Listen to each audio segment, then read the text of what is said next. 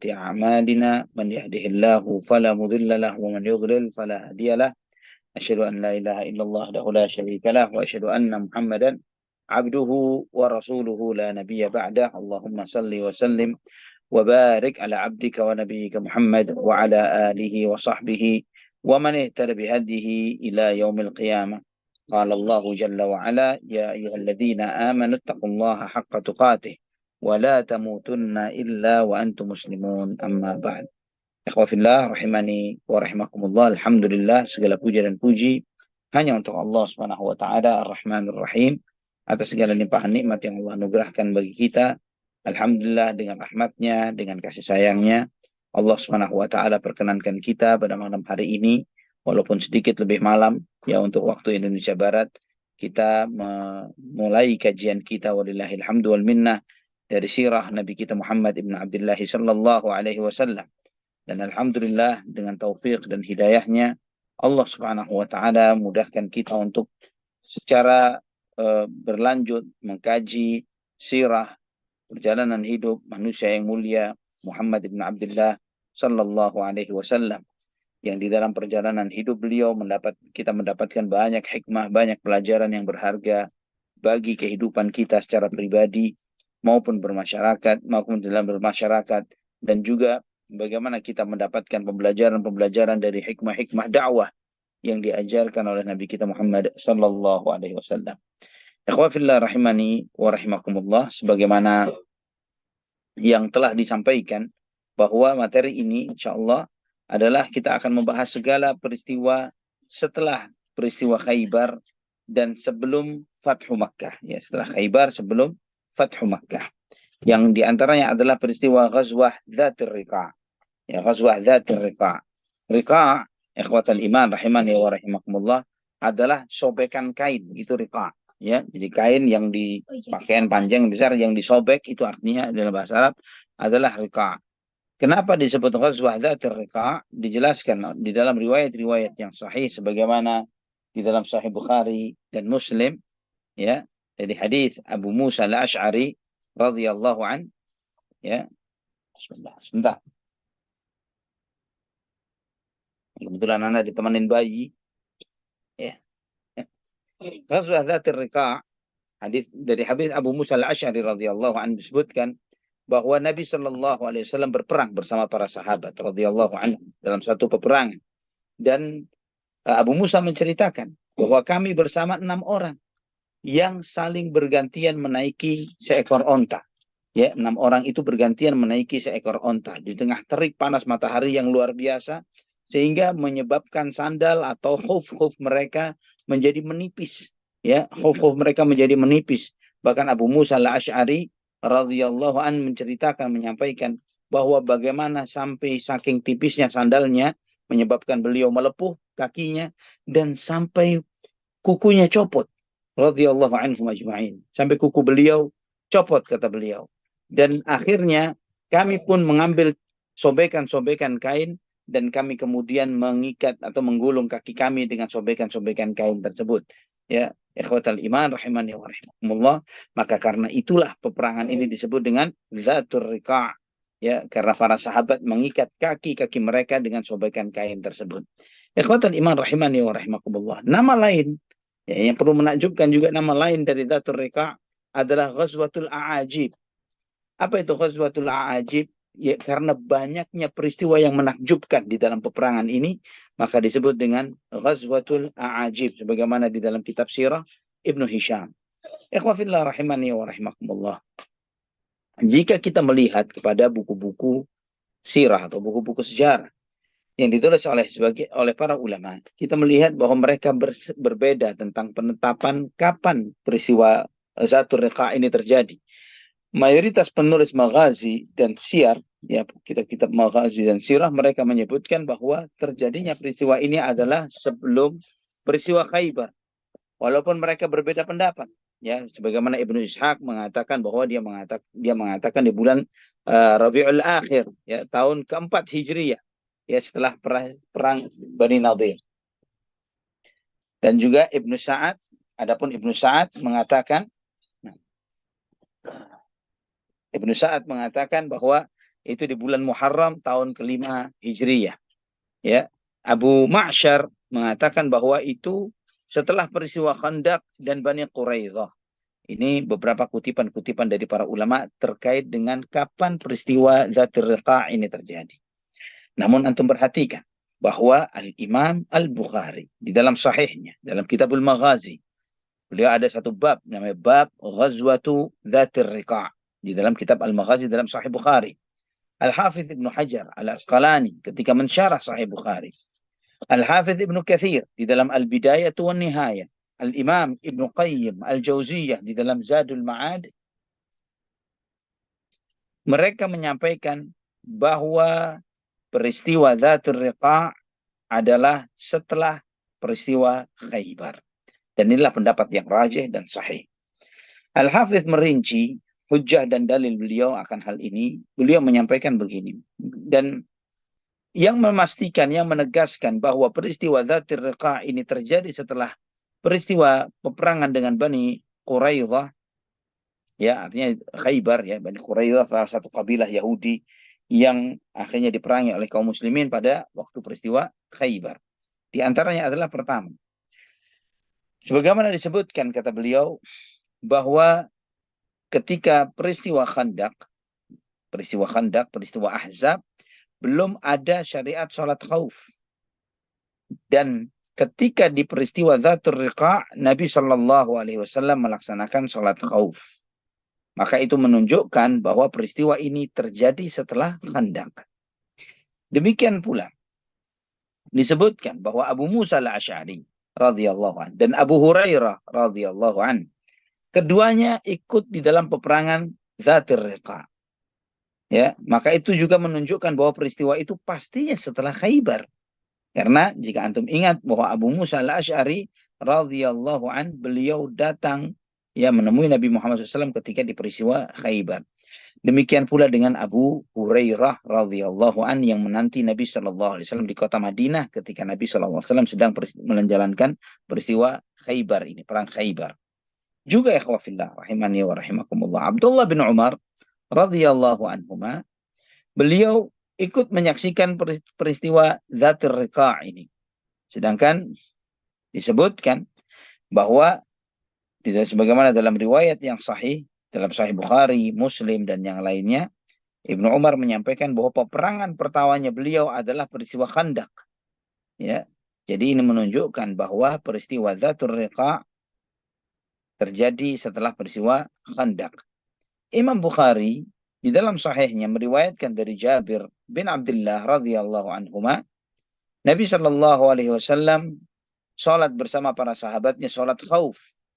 Ya, kata Jabir bin Abdullah, pada peperangan ketujuh, ya, ghazwah ketujuh, yaitu Dzatur Riqa', ya, sebagaimana di dalam Sahih Bukhari. Nah, ini dijelaskan oleh Al-Hafidz Ibnu Hajar menyebutkan peristiwa Dzatur Riqa' sebagai peristiwa ketujuh, peperangan ketujuh. Ini semakin menegaskan apa yang disampaikan oleh Imam Bukhari rahimahullah bahwa peristiwa itu terjadi setelah Khaybar.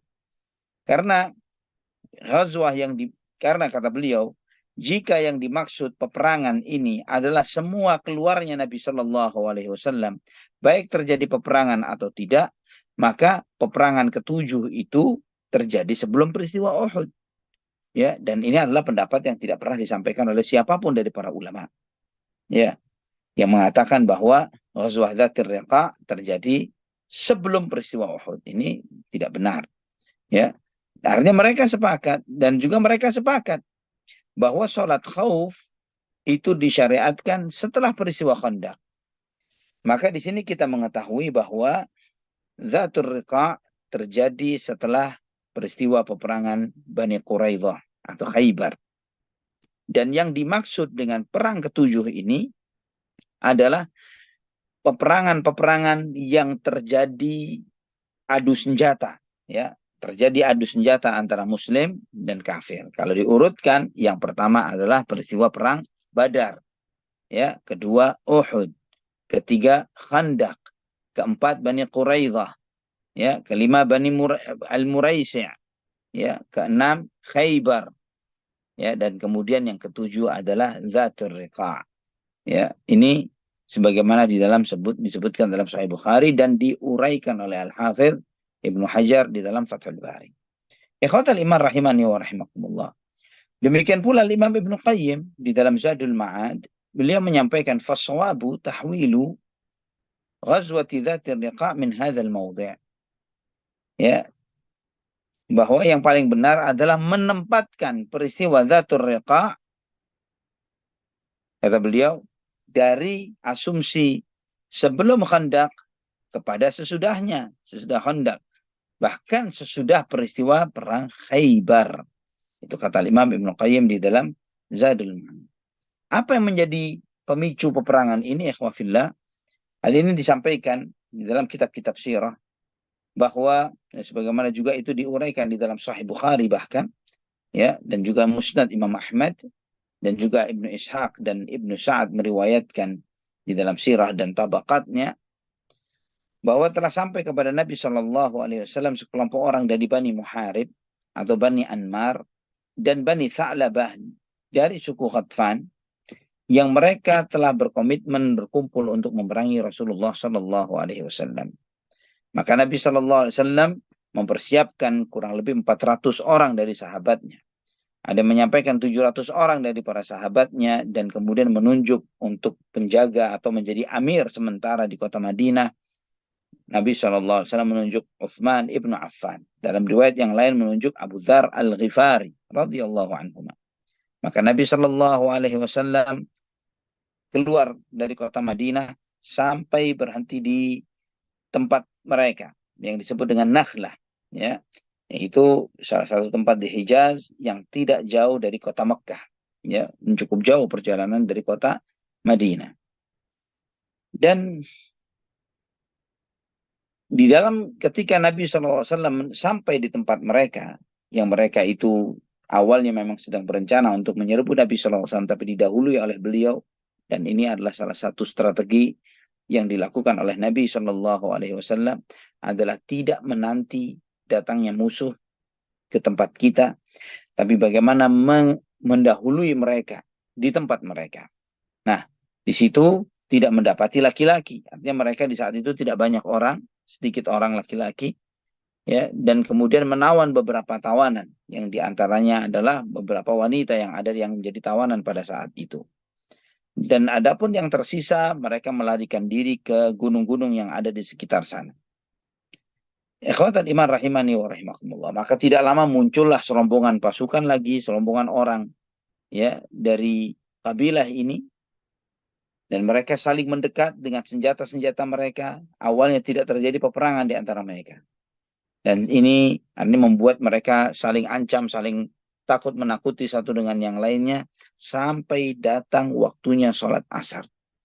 Kondisi itu dikhawatirkan oleh kaum muslimin, ya, karena umat Islam khawatir mereka sholat dan kemudian orang-orang musyrikin menyerang kaum muslimin.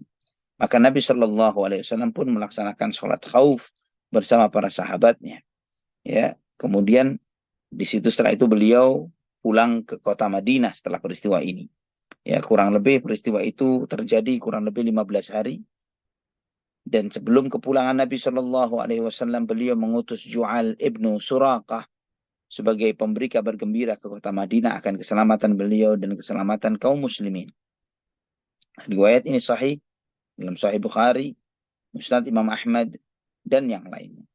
Imam Bukhari dan Muslim juga meriwayatkan dari Jabir bin Abdullah radhiyallahu anhuma, bahwa beliau menyampaikan bahwa kami bersama Nabi SAW di peristiwa Dzatur Riqa', ya, dan kemudian dikumandangkan iqamat, diceritakan tentang perjalanan sholat beliau dengan para sahabatnya. Nabi Shallallahu Alaihi Wasallam melaksanakan sholat dengan sekelompok kaum muslimin 2 rakaat, dan kemudian mereka mundur dengan sekelompok yang lagi, yang satunya lagi 2 rakaat. Ya, Nabi Shallallahu Alaihi Wasallam melaksanakan 4 rakaat, adapun mereka masing-masing rombongan itu melaksanakan 2 rakaat. Ikhwatul iman rahimani wa rahimakumullah. Ada beberapa peristiwa yang terjadi di dalam kejadian Dzatur Riqa' ini. Di antaranya adalah kisah seorang sahabat yang bernama Abbad bin Bishr radhiyallahu anhu. Abbad bin Bishr. Ya, karena di dalam hal ini sebagaimana kita mengetahui bahwa dalam peristiwa Dzatur Riqa' kaum muslimin menawan sebagian tawanan yang di antara mereka ada salah seorang dari istri dari salah seorang musyrikin ini, yang dia ini kemudian yang ketika istrinya ditawan, dia tidak ada di tempat. Maka ketika diberitahu bahwa istrinya di antara tawanan Nabi Shallallahu Alaihi Wasallam dan para sahabatnya, maka dia berkomitmen, berjanji, bernazar, ya, bahwa dia tidak akan pulang sampai dia berhasil membunuh Nabi Muhammad Shallallahu Alaihi Wasallam atau menumpahkan darah para sahabat radhiyallahu anhum ajma'in, dan kemudian membebaskan istrinya. Maka dia pun melaksanakan itu. Ya, dia melaksanakan komitmen dan nazarnya. Dan Nabi Shallallahu Alaihi Wasallam ketika perjalanan balik ini beliau istirahat di salah satu celah di antara bebatuan. Kemudian Nabi Shallallahu Alaihi Wasallam menyampaikan, Man rajulun yakla'una lailatan hadhihi. Siapakah di antara kalian yang mau menjaga kami pada malam ini? Maka Ammar bin Yasir dan Abbad bin Bishr radhiyallahu anhuma mengajukan diri mereka dengan mengatakan, Nahnu ya Rasulullah. Kamilah orangnya ya Rasulullah yang akan menjaga di pintu celah ini. Maka Nabi Shallallahu Alaihi Wasallam bersabda, Fakuna fi fami sy'ib. Maka kalian harus menjaga di pintu celah ini. Maka dua orang itu pun mereka menjaga di pintu celah tersebut. Abbad berkata kepada Ammar bin Yasir, Ayu al-layla ahabbu ilaika an akfiyakahu awalahu am akhirahu. Ya, Abbad bertanya kepada Ammar bin Yasir radhiyallahu anhuma, atau saya yang di akhir, ya, apa yang kau mau wahai Ammar? Maka Ammar berkata, ikfini awalahu. Kata Ammar, biar kamu yang jaga di awal, nanti malamnya saya yang jaga. Lebih malam saya akan menjaganya. Maka Ammar pun radhiyallahu an, beliau tidur. Beliau tidur dan Abbad bin Bishr berjaga. Apa yang dilakukan oleh Abbad bin Bishr radhiyallahu an sambil berjaga? Beliau melaksanakan sholat. Beliau sholat. Sambil berjaga, beliau radhiyallahu an melaksanakan sholat. Maka datanglah laki-laki itu yang berencana ingin membebaskan istrinya. Ketika dia melihat bahwa di pintu celah itu ada sosok bayangan hitam yang sedang berdiri, maka dia yakin bahwa inilah si penjaga atau penjaga dari rombongan pasukan Nabi Muhammad Shallallahu Alaihi Wasallam. Maka kemudian dia pun memanah Abbad bin Bishr radhiyallahu anhu, dipanahnya. Dan ketika panah itu mengenai Abbad, dicabut oleh Abbad, ya, dicabut panahnya, dan beliau melanjutkan sholatnya. Dipanah lagi untuk kedua kalinya, beliau mencabut anak panah itu dan melanjutkan sholatnya. Di panah yang ketiga, dicabut lagi anak panah yang menancap di tubuhnya Abbad ini, dan kemudian beliau melanjutkan sholatnya, dan kemudian beliau mempergegas sholatnya itu dengan mempergegas rukuk dan sujudnya. Selesai salam, beliau membangunkan Ammar bin Yasir radhiyallahu anhu. Dan kemudian sambil berkata, Ijlis faqad utitu. Ya, kata Abbad kepada Ammar, duduklah kamu, ini dalam kondisi tidur, duduk kamu, saya diserang, kata Abbad. Ya, maka lompatlah Ammar, ya, dan ketika orang tersebut melihat dua orang yang berdiri di pintu celah ini, dia mengetahui bahwa akan banyak orang lain akan datang menyerang dia, maka dia pun lari. Maka Ammar berkata kepada Abbad, dia melihat darah yang bercucuran ini dari tembakan-tembakan anak panah yang disasarkan ke dia. Subhanallah, afala ahbabtani awwala ma ramak. Subhanallah, kenapa engkau tidak membangunkanku di awal pertama kali kamu kena anak panah, sampai berkali-kali, 3 kali baru kamu membangunkanku? Kata Abbad radhiyallahu anhu, beliau mengatakan, kuntu fi suratin aqra'uha falam uhibba an aqta'aha hatta anfidhaha. Saya sedang menikmati surat yang sedang aku baca di dalam sholatku.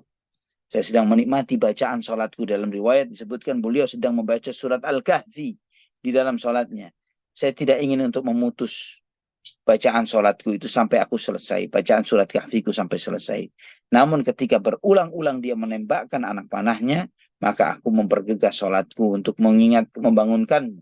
Kata beliau, kata Abbad radhiyallahu anhu, waimullahi laula an udayya thagran amarani Rasulullah SAW bihifdhihi laqata'a nafsi qabla an aqta'aha au unfidhaha. Demi Allah, kalau jika bukan karena saya mengkhawatirkan, saya menyia-nyiakan komitmen janji saya kepada Rasulullah SAW, ya beliau berjanji untuk menjaga pintu celah ini. Jika saya tidak ingat komitmen itu, mungkin aku sudah mati sambil aku atau sebelum aku menuntaskan bacaan sholatku ini. Riwayat ini disebutkan oleh Al-Imam Al-Bukhari di dalam sahihnya. Ya, Imam Bukhari dalam kitab sahihnya, dalam kitabul wudu, bab man lam yara al-wudu'a illa minal makhrajaini al-qubul wal dubur.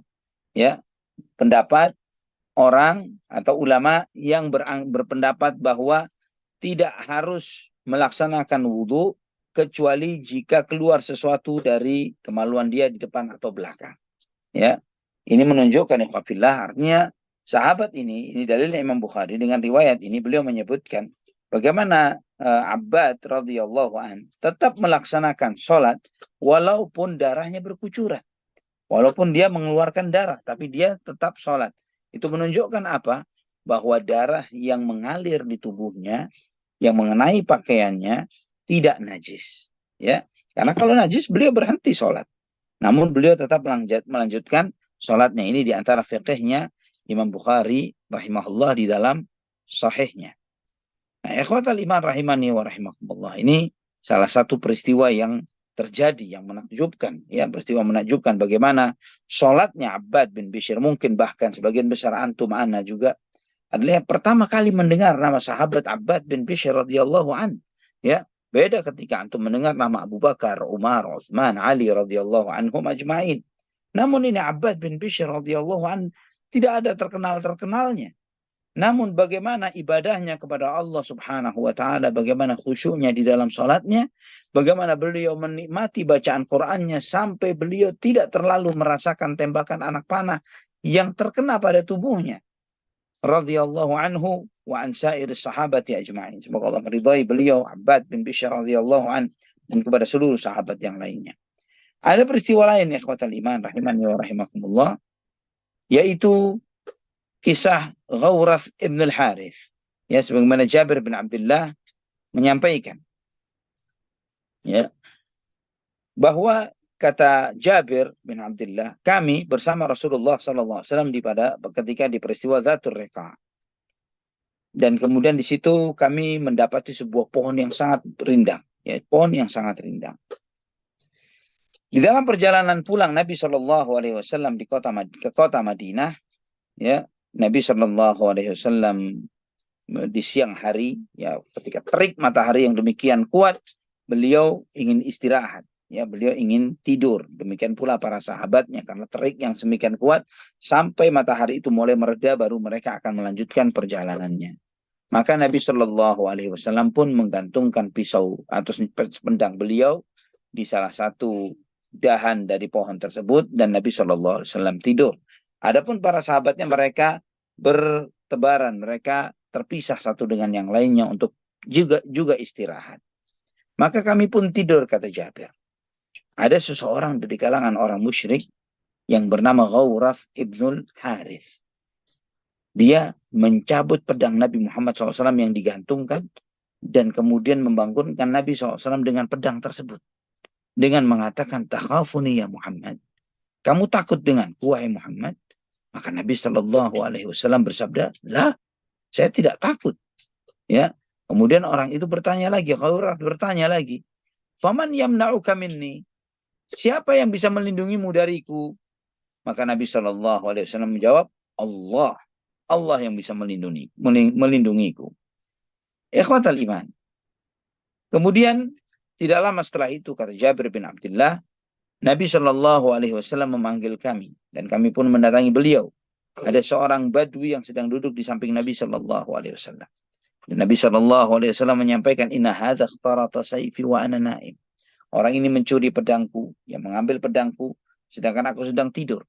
Fastaiqadtu wa huwa fi yadihi salta. Dan ketika aku bangun, dia sedang menghunuskan pedangnya kepadaku. Faqala li man yamna'uka minni.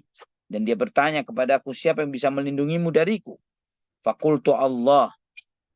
Ya, dan aku menjawab, Allah subhanahu wa ta'ala. Faha huwa dha jalis. Ini sekarang dia lagi di sini sedang duduk. Dan Nabi SAW menyampaikan itu, tujuannya adalah untuk menyampaikan kepada para sahabat. Dan Nabi SAW tidak menghukum orang tersebut. Tidak dihukum.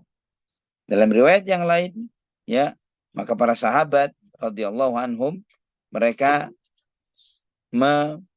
mengancam, menakut-nakuti orang tersebut. Ikhwatal iman, rahimani wa rahimakumullah.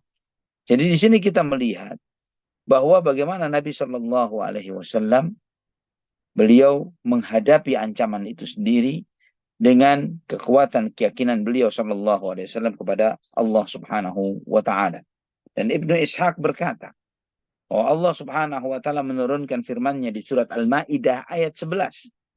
Ya ayyuhalladzina amanu dzkuru ni'matallahi 'alaikum idh hamma qaumun yabsutu ilaikum aydiyahum fakaffa aydiyahum 'ankum wattaqullaha wa 'alallahi falyatawakkalul mu'minun. Kata Ibnu Ishaq bahwa peristiwa inilah yang menjadi sebab turunnya firman Allah, wahai orang-orang yang beriman, ingatlah nikmat Allah atas kalian ketika ada sekelompok orang yang ingin menjulurkan tangannya untuk menyakiti kalian, dan Allah menahan tangan-tangan mereka dari kalian.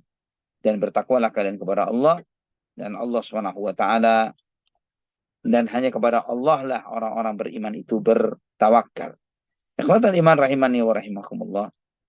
Kita melihat bahwa kalau masih ingat kisahnya ketika peristiwa perang Bani Nadir, bahwa ayat ini turun terhadap Amr ibnu Jahash, ya, ketika ingin melemparkan batu kepada kepala Nabi Muhammad SAW untuk membunuh beliau.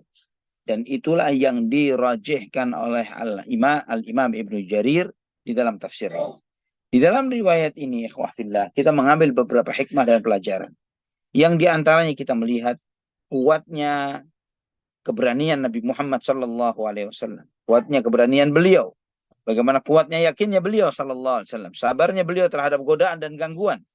Dan bagaimana beliau SAW begitu pemaaf terhadap orang-orang yang jahil yang berbuat salah. Ya, kenapa? Karena Nabi SAW tidak menghukum orang yang menghunuskan pedang, menodong pedangnya kepada Nabi Muhammad SAW. Dan di dalam riwayat ini kata Al-Hafidz Ibnu Hajar juga mengandung pelajaran bolehnya suatu tentara itu terpisah ketika mereka istirahat dan tidur. Ya, terutama ketika mereka tidak mengkhawatirkan sesuatu atas diri mereka.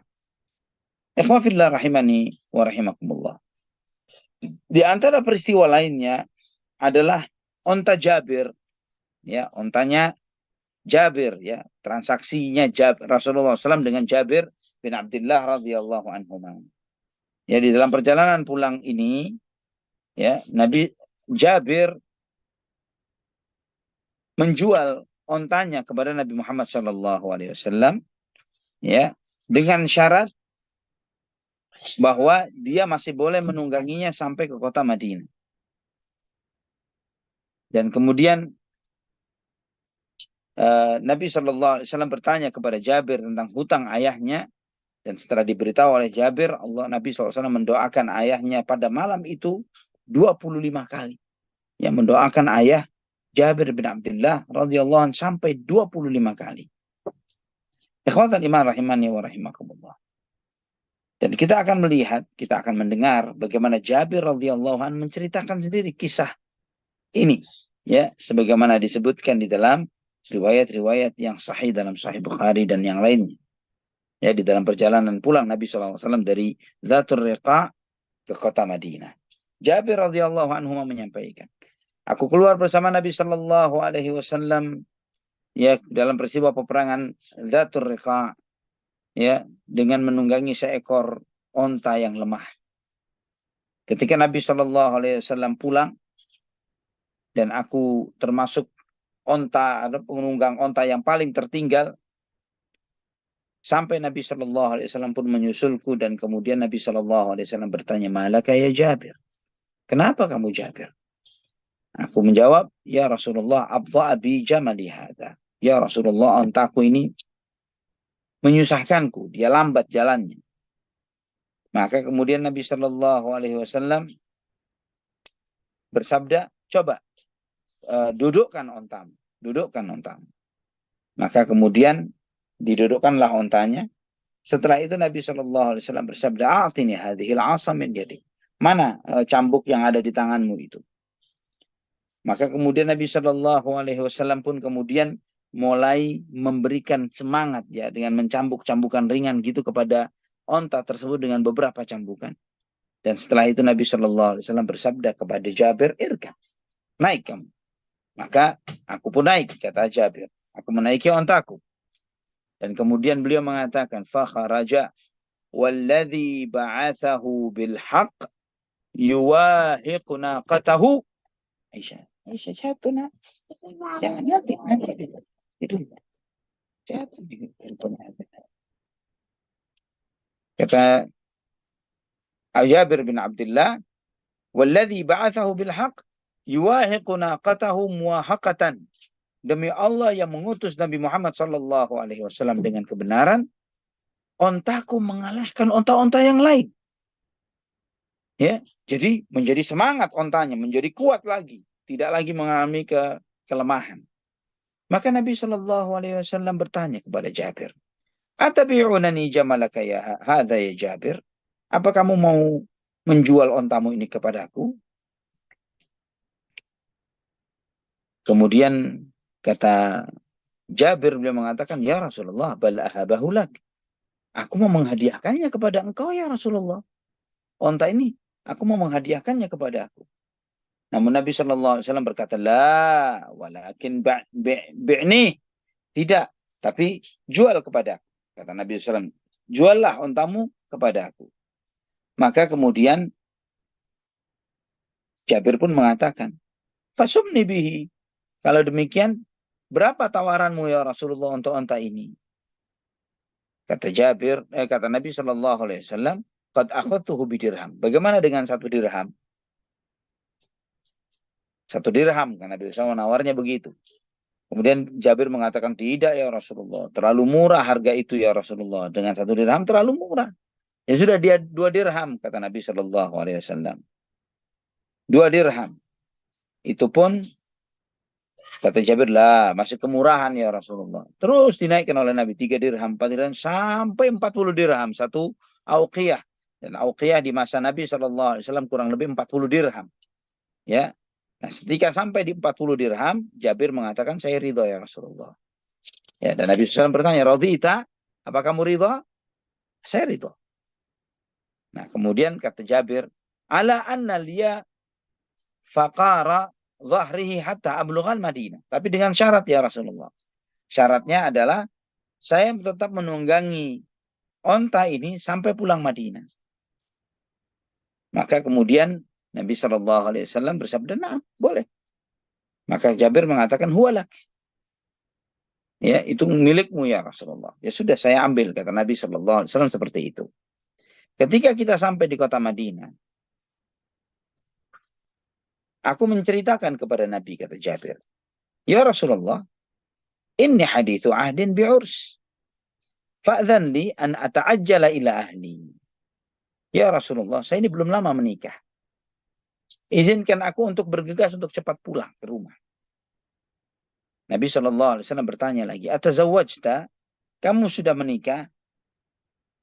Ya. Ini ikhwatan iman rahimani wa rahimakumullah.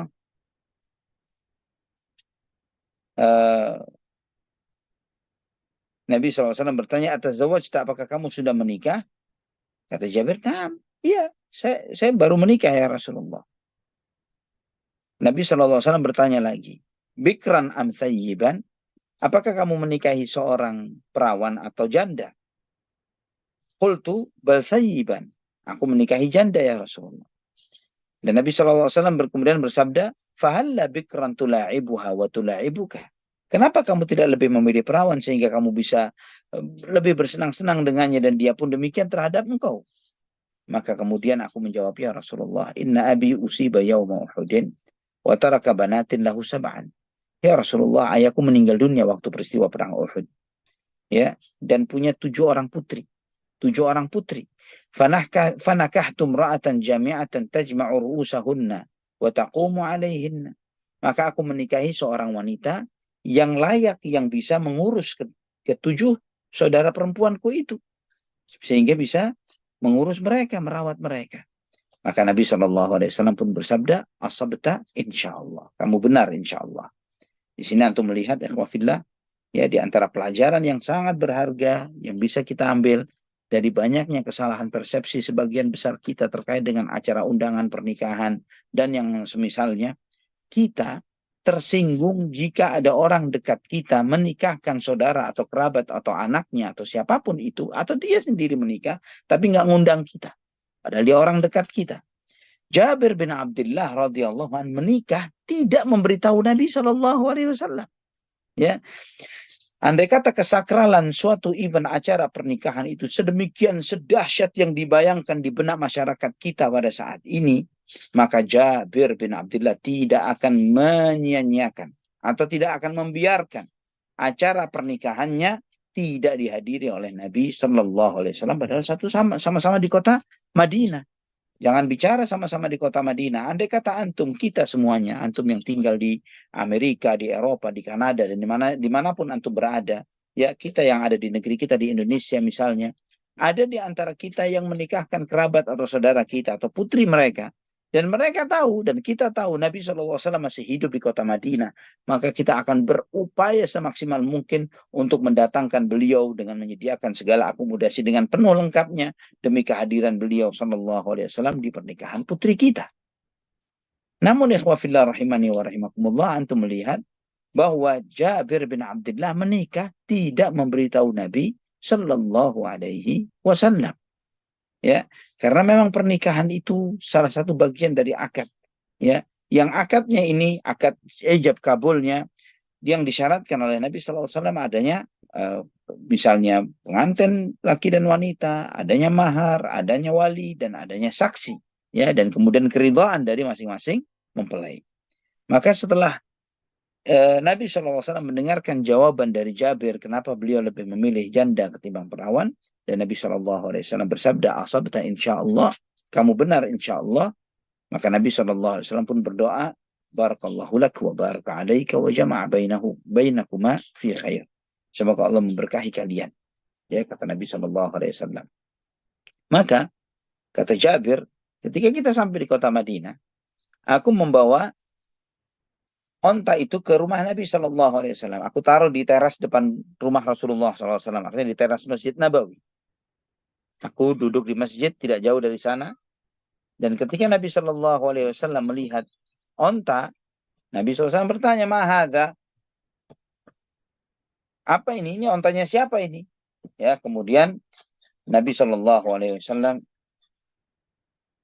kemudian disampaikan kepada Nabi SAW bahwa ini milik Jabir ya Rasulullah. Ini Jabir yang membawa onta ini. Nabi SAW bertanya, fa'ina Jabir? Jabir mana? Ya, maka aku pun dipanggil. Dan Nabi SAW bersabda, Ta'al ibn akhi, khudh bi ra'si jamalika fahuwa lak. Ya, wahai keponakanku, kemari kamu. Ini, ambil ontamu, aku hadiahkan untukmu, kata Nabi SAW. Dan setelah itu Nabi SAW bersabda, memanggil Bilal, wahai Bilal, kemari. Idhab bi Jabir fa'atihi awqiyatan min dhahab wazidhu. Wahai Bilal, pergi kamu bersama Jabir, ya, bayar dia 40 dinar emas, bukan lagi dirham. Kemarin dealnya dirham. Kata Nabi SAW, bayar dengan 40 dinar emas, kasih bonus tambahan, kata Nabi SAW. Maka Jabir pun pergi bersama Bilal. Beliau SAW memberikan kepadaku 40 dinar ini, dan ditambah lagi beberapa dinar lagi. Setelah itu Nabi SAW pun bersabda kepada Jabir, aturani maka stuka li akhudha jamalaka wa darahimak, khudh jamalaka wa darahimaka fahuwa laka. Apakah engkau beranggapan bahwa, apakah engkau mengira, kata Nabi SAW, aku nego menawar ontamu itu untuk mengambil ontamu dan plus juga dirham darimu, wahai Jabir? Silahkan ini bawa ontamu, dan demikian pula dengan dirhammu ini. Itu adalah hadiah untukmu, kata Nabi SAW. Kata Jabir radhiyallahu an, fawallahi ma zala yanmi indana wa nara makanahu min baitina hatta usiba yaumal harra. Ya, dan senantiasa kata beliau, onta itu masih tetap aku pakai, yang tidak jauh saya taruh di rumah itu, dan sampai onta itu mati ketika peristiwa Harrah. Ini salah satu peristiwa, salah satu tragedi yang terjadi di masa pemerintahan Yazid bin Muawiyah, ya, di tahun 60-an Hijriah, di mana banyak yang mati pada saat itu, termasuk ontanya Jabir ini. Ya, dan demikian pula dengan kantung dinar, ya, kantung dinar yang diterima oleh Jabir dari Nabi Shallallahu Alaihi Wasallam. Beliau menyampaikan bahwa kantung dinar itu masih saya rasakan keberkahannya, artinya tidak berkurang-kurang dari harta yang ada dari dalamnya, sampai pada waktu peristiwa Harrah itu ada yang merampok dan mengambil kantong tersebut, ya, menghilang kantong itu. Ikhwatal iman, rahimani wa rahimakumullah, kisah ini terdapat di dalam Sahih Bukhari, ya, dan bahkan Imam Bukhari meriwayatkan dengan banyak sanad, setidaknya 4 sanad. Beliau meriwayatkan di dalam sahihnya. Juga Imam Muslim di dalam sahihnya.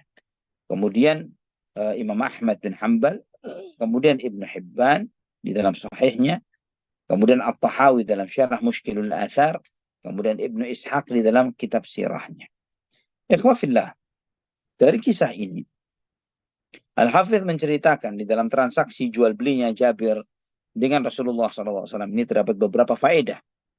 Ya, di antara faedah pelajarannya adalah bolehnya negosiasi. Ya, bagi orang yang menawarkan barang, negosiasi tawar menawar itu apakah boleh? Boleh sekali. Ya, dan kemudian boleh pula untuk sebelum terjadinya akad, ya, sebelum terjadinya akad itu boleh untuk merendahkan nilai dari suatu barang. Ya, maksudnya adalah Nabi Shallallahu Alaihi Wasallam di awal transaksi beliau menyebutkan 1 dirham, ya, kemudian naik 2 dirham dan seterusnya. Dan di sini juga riwayat ini menunjukkan bolehnya pembeli yang pertama kali menentukan harga, ya, yang menyebutkan harga, bukan menentukan, menyebutkan harga. Ya, bolehnya pembeli pertama kali menyebutkan harga. Dan juga transaksi itu tidaklah disyaratkan adanya serah terima barang sekaligus pada saat itu. Yaitu tidak termasuk syarat sah di dalam sebuah transaksi. Dan juga ikhwatal iman, di dalam faedah lainnya disebutkan oleh Ibnu Hajar bahwa bolehnya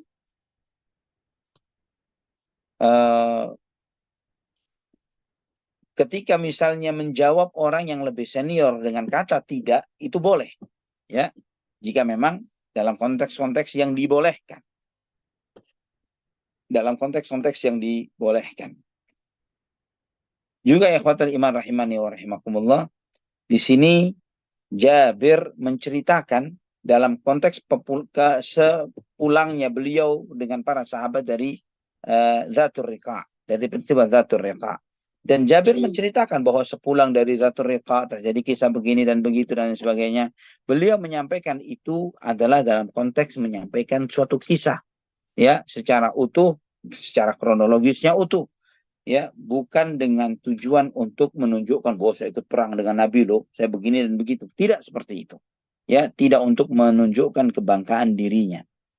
Dan juga ikhwatal iman rahimani wa rahimakumullah, di sini juga mengandung pelajaran bagaimana seorang pemimpin dan pembesar suatu kaum, dia melihat kondisi dan keadaan bawahannya, ya, menanyakan kondisi mereka, apa yang terjadi, dan membantu mereka apa yang memudahkan mereka, baik itu membantunya dengan harta atau dengan doa atau yang lainnya. Seperti Nabi SAW menanyakan kepada Jabir, kenapa Jabir terlambat untuk menunggang kudanya menyusul yang lainnya, karena lemahnya ontanya. Dan di sini juga menunjukkan tawadhu'nya, rendah hatinya Nabi kita Muhammad sallallahu alaihi wasallam. Ya, rendah hatinya Nabi kita Muhammad sallallahu alaihi wasallam.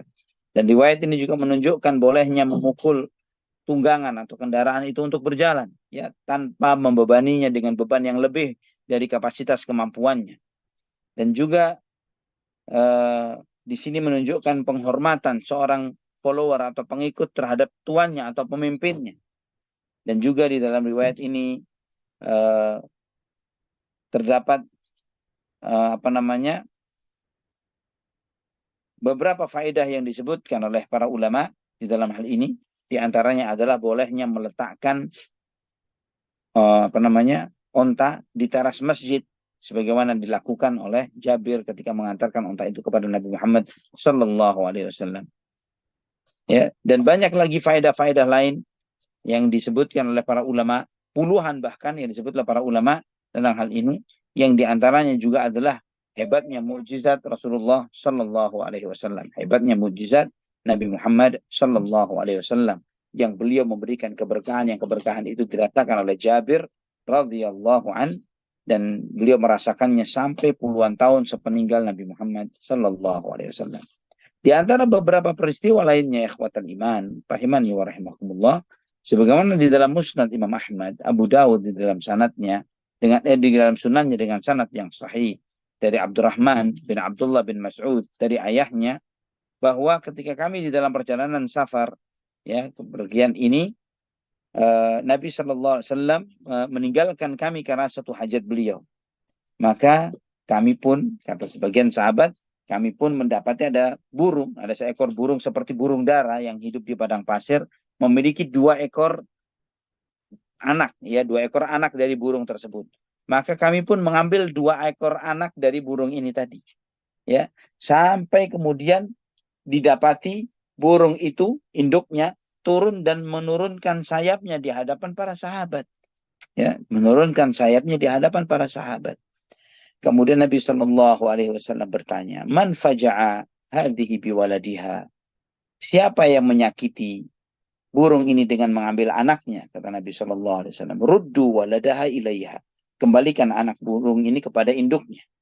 Ini di antara mukjizat Nabi kita Muhammad Shallallahu Alaihi Wasallam, yang mengetahui bahasa burung itu, dan bahwa burung itu melapor kepada Nabi Shallallahu Alaihi Wasallam bahwa sebagian sahabatnya mengambil 2 anaknya, dan Nabi SAW menyampaikan bahwa burung ini kehilangan anaknya dan meminta kepada para sahabat untuk mengembalikan anak burung yang mereka ambil kepada induknya.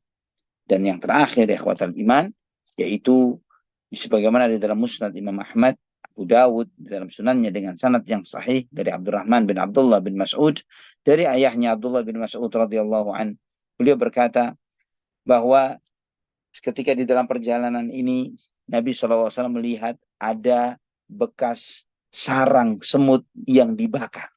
Sarang semut yang dibakar. Nabi SAW bertanya, man haraka hadhihi?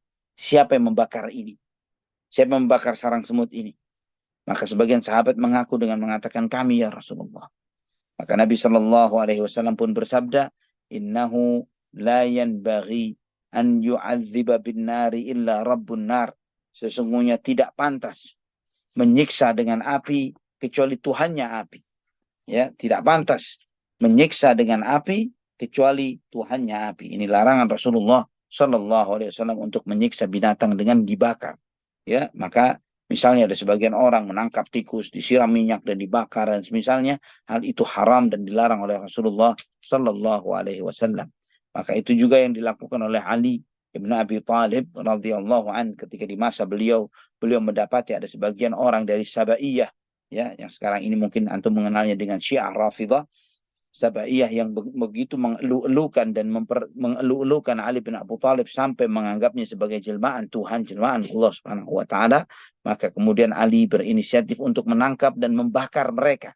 Ya, ingin membakar mereka, dan kemudian diingatkan oleh sebagian sahabat, di antaranya oleh Abdullah bin Mas'ud radhiyallahu anhu, mengingatkannya dengan mengatakan sabda Rasulullah SAW ini, beliau membacakannya dengan mengatakan innahu la yu'adzibu binnar illa rabbun nar. Sesungguhnya tidak boleh membakar dengan api kecuali Tuhannya api. Wallahu a'lam bishawab. Ini ikhwatal iman rahimani wa rahimakumullah, secara singkat terkait dengan peristiwa Dzatur Riqa dan juga beberapa peristiwa yang menakjubkan yang mengiringinya. Yang nantinya insya Allah pada kajian berikutnya kita akan membahas tentang beberapa syariah para sahabat. Beberapa syariah para sahabat. Apa maksudnya syariah? Antum telah insya Allah berulang-ulang sampaikan bahwa syariah adalah sekelompok pasukan yang dikirim oleh Nabi SAW dan sekelompok pasukan itu tanpa kehadiran Nabi Muhammad SAW. Dengan kehadiran Nabi Muhammad namanya adalah ghazwah. Tanpa kehadiran beliau namanya syariah. Ya, insya Allah pertemuan akan datang kita akan membahas beberapa syariah para sahabat radhiyallahu anhum ajma'in. Wallahu a'lam bishawab. Barakallahu fikum.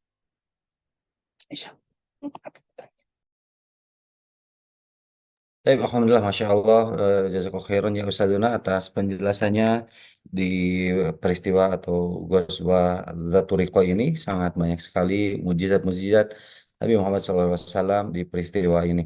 Dan juga mujizat ini bahkan tadi yang diceritakan setelah puluhan tahun berpulang Nabi Muhammad SAW, eh, keberkahan dari kantung dinanya Jabir itu masya Allah masih tidak berkurang ya. Apa namanya? Isinya, Masya Allah. Baik, Alhamdulillah kita sudah memasuki sesi kedua, yang ini sesi tanya jawab. Bagi jemaah yang ingin bertanya, kami persilahkan disampaikan pertanyaannya. Boleh menyampaikan pertanyaannya melalui chatbox di Zoom meeting ini, ataupun juga boleh bertanya secara langsung dengan mengklik tombol raise hand pada aplikasi Zoom meeting ini, agar pertanyaan dapat terjalin secara dua arah ya, atau interaktif dengan Ustaz Zain Ali. Kami persilahkan jemaah yang ingin bertanya. Barangkali dari Umu Amr, pertanyaan dari jamaah di Amerika maupun juga Kanada, kami persilahkan. Iya, jazakumullahu khairan, Kang Zai. Alhamdulillah, Ustadz.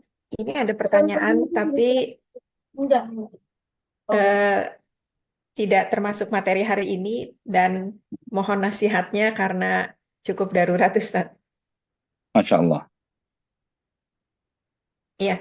Assalamualaikum warahmatullahi wabarakatuh. Ustadz, Assalamualaikum. apabila ada seorang muslimah yang usianya sudah cukup matang tetapi belum menikah, dia tinggal dengan ibunya, dia punya abang di kota lain yang sudah menikah, dan saat ini ibunya kurang menyetujui dengan calon pasangannya karena status ekonomi dan background yang cukup berbeda.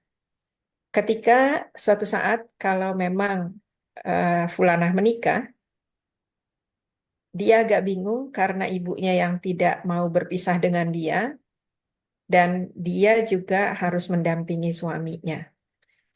Ketika ada perbedaan pendapat seperti ini, apa yang harus dipilih Ustadz? Mengikuti suami, tinggal sama suami, atau memelihara ibu yang memang sudah tua, yang tadinya tinggal berdua sama dia?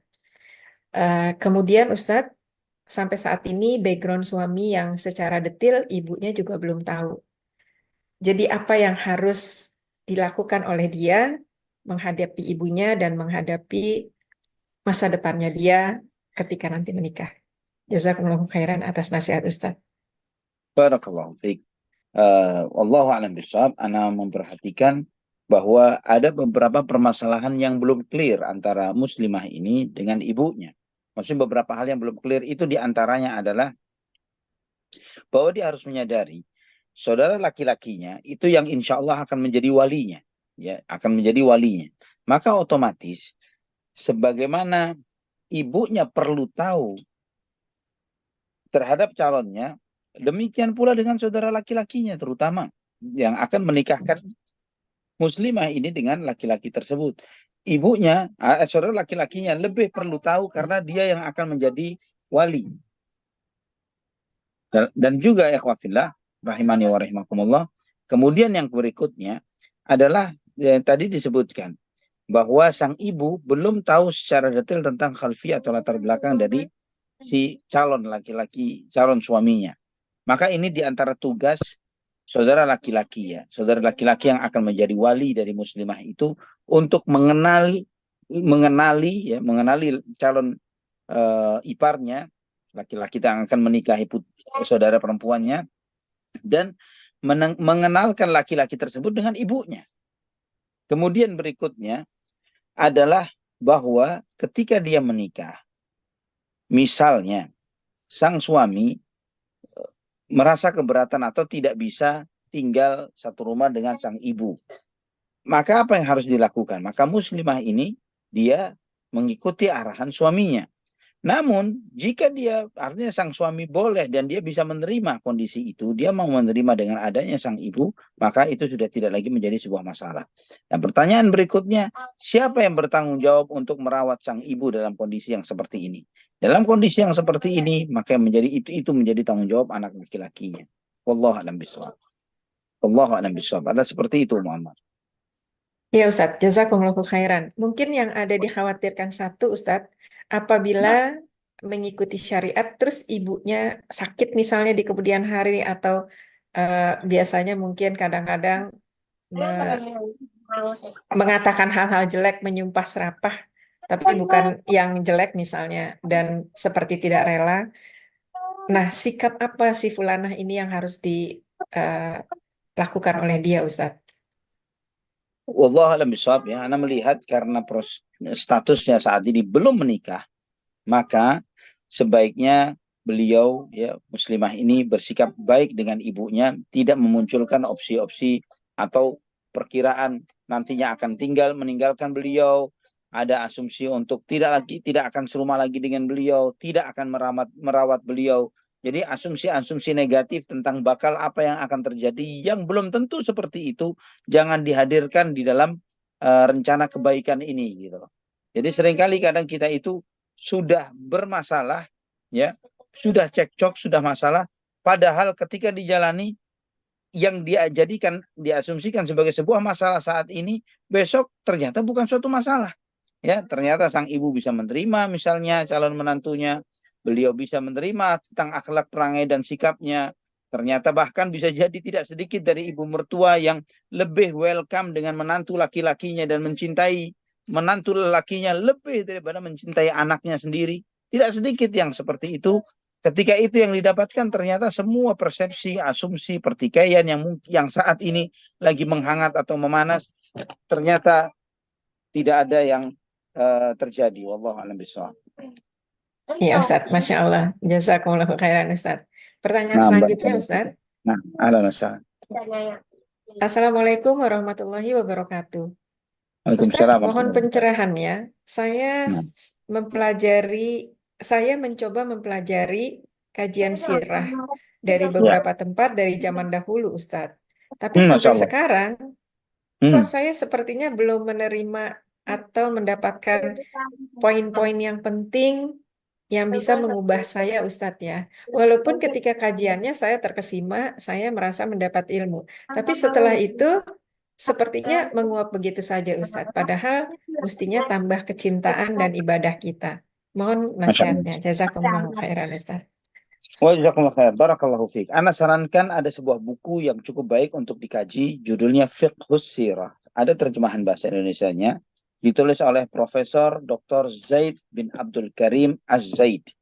Ya, judulnya Fiqhus Sirah, ditulis oleh Profesor Dr. Zaid bin Abdul Karim Az-Zaid. Ini harus diingat antara judul buku dan penulisnya.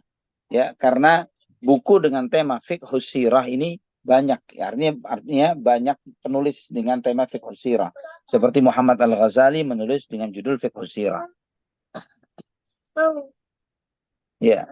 Kemudian juga ada Syekh di antara juga Said Ramadan Al-Buti, ya, juga menulis dengan judul yang sama, tapi tidak saya rekomendasikan dua buku yang ditulis oleh dua penulis itu, ya, dengan judul yang sama.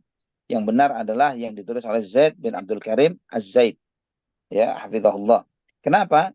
Karena di situ insya Allah akan memberikan pembelajaran, karena buku sirah itu lebih ringkas, ya, daripada materi pembahasan kita lebih ringkas, tapi beliau mencoba menyampaikan faedah-faedah pembelajaran dari setiap sesi-sesi sirah yang diambil.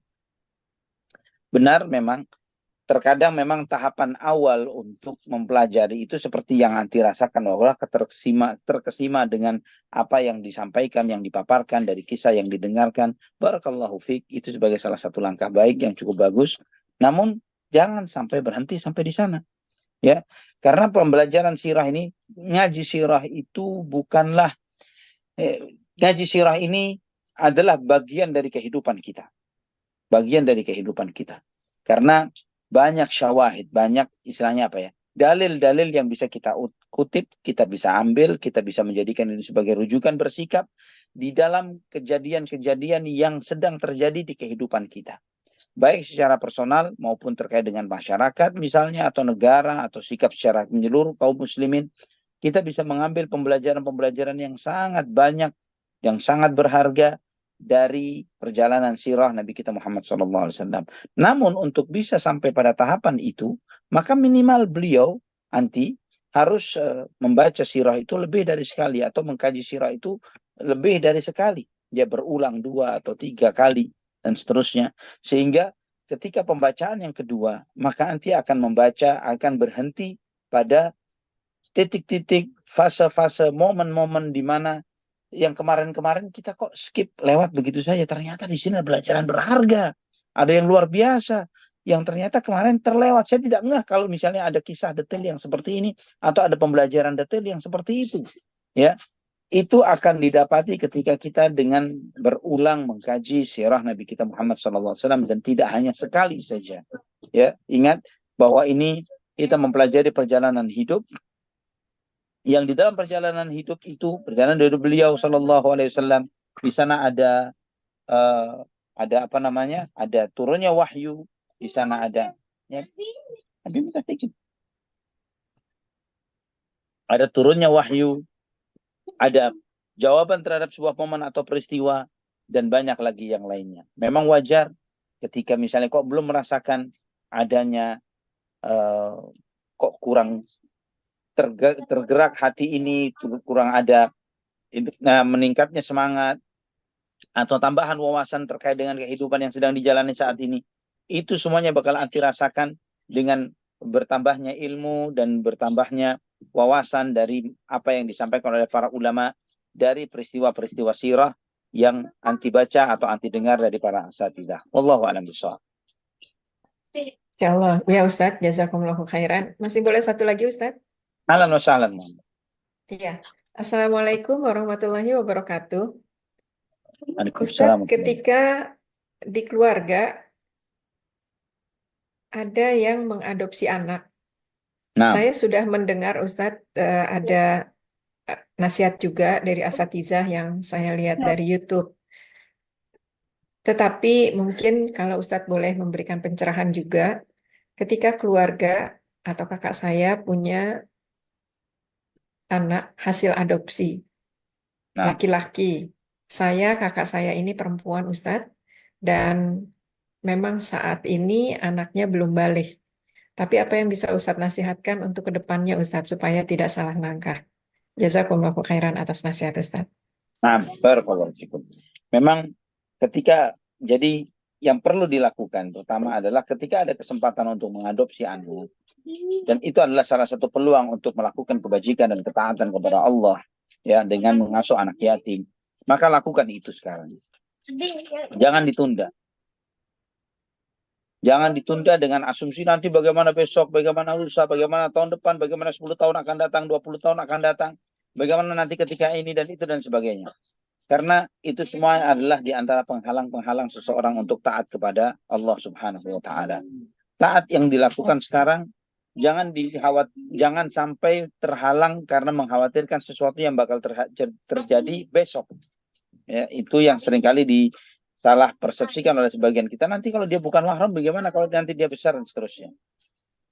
Kalau nanti bukan mahram, ternyata betul bukan mahram, maka sikapi sebagai seorang yang bukan mahram. Sampaikan kepada anak tersebut. Dan memang di dalam syariat Islam diajarkan bahwa ketika sang anak ini diketahui bahwa dia bukanlah anak kandungnya secara langsung, bukan anak kandungnya, maka tetap orang tua angkatnya harus menyampaikan hal ini kepada anak angkatnya, bahwa kamu orang tuamu adalah fulan dan fulana. Saya hanyalah sebagai orang tua asuhmu dan yang semisalnya. Jadi lakukan itu, artinya dalam arti angkat anak asuh, bina dan didik mereka dengan baik karena Allah Subhanahu wa taala. Ketika terjadi apa yang dikhawatirkan, misalnya ketika dewasa anak itu bukan mahram, dalam anti misalnya, apa yang harus dilakukan? Banyak hal mungkin yang bisa dilakukan dalam kondisi seperti itu. Ya, misalnya anti punya saudara perempuan yang sedang menyusu misalnya, mungkin dia bisa disusukan dengan saudara perempuannya misalnya, atau banyak lagi sebab-sebab lainnya yang mungkin bisa menjadikan anak itu nantinya menjadi mahram bagi anti. Wallahu a'lam bishawab. Bisa jadi misalnya ketika besar jadi menantu. Wallahu alam, banyak opsi yang mungkin yang besok bisa berubah, bisa terjadi, yang itu di luar prediksi yang bisa kita prediksi sekarang. Tapi sekarang yang bisa dilakukan, berbuat baik kepada karena Allah Subhanahu wa taala, untuk mengadopsi atau memelihara anak yatim, lakukan itu sekarang. Wallahu a'lam bishawab. Iya Ustadz, Masya Allah, jazakumullah khairan Ustadz. Wa jazakumullahu khairan. Biarin, nggak apa-apa dipinjam Aisyah. Baik, alhamdulillah pertanyaan dari Umam tersebut merupakan pertanyaan pertama sekaligus juga pertanyaan terakhir. Masya Karena Allah. di Zoom ini tidak ada yang raise hand lagi dan juga tidak ada yang menyampaikan pertanyaan melalui chat box. Dengan demikian, kajian ini akan berakhir. Namun sebelum berakhir, kami persilakan kepada Ustaz Luna Ali menyampaikan akhir kalam di kesimpulan pada kajian malam hari ini. Tafadhol ya Ustaz. Nah, insya Allah materi kita adalah beberapa yang akan datang, beberapa syariah para sahabat radhiyallahu anhum. Ya, beberapa syariah para sahabat radhiyallahu. Jadi di situ ada syariahnya Umar, syariahnya Abu Bakar, dan yang lainnya. Ya, beberapa syariah dan beberapa para sahabat yang disampaikan dalam kitab Sirah Al-Lu'lu' Al-Maknun ini. Dan ikhwah fillah rahimani wa rahimakumullah. Di dalam peristiwa ini juga ada, di dalam peristiwa Dzatir Riqa' kita melihat adanya beberapa pembelajaran yang luar biasa, hal-hal menakjubkan yang luar biasa yang kita alhamdulillah kita ambil faedah pada kesempatan malam hari ini. Semoga apa yang kita ambil pelajaran ini memberi manfaat bagi kita semuanya. Kita tutup dengan kafaratul majlis. Subhanakallahumma bihamdik, asyhadu an la ilaha illa anta astaghfiruka wa atubu ilaik. Wassalamualaikum warahmatullahi wabarakatuh. Waalaikumsalam warahmatullahi wabarakatuh. Masya Allah, sekian jazakallahu khairan ya Ustaz Duna. Anak sudah menanti untuk dikelanin dan sudah narik-narik, sudah ngajak untuk segera tidur. Dengan demikian jemaah sekalian, rahimani rahimakumullah, demikianlah pertemuan perjumpaan kita bersama Ustaz Duna Ali Hasan Bawazir di kajian Ghazwa Dzatur Riqa. Insyaallah untuk pekan depan kita akan lanjut kembali. Semoga Allah Subhanahu wa taala memberikan kesehatan usia yang bermanfaat kepada kita semua hingga kita dapat bertolabul ilmi kembali bersama Ustaz Duna tercinta Ali Hasan Bawazir hafizahullah taala. Demikian, terima kasih Ustaz, jazakumullah khairan sekali lagi atas kehadirannya dan pada malam hari ini. Kita akhiri saja dengan doa kifaratul majelis. Subhanakallahumma bihamdika asyhadu an la ilaha illa anta astaghfiruka wa atubu ilaik. Assalamualaikum warahmatullahi wabarakatuh. Barakallahu fikum Ustaz, selamat istirahat. Nah, hayakumullah.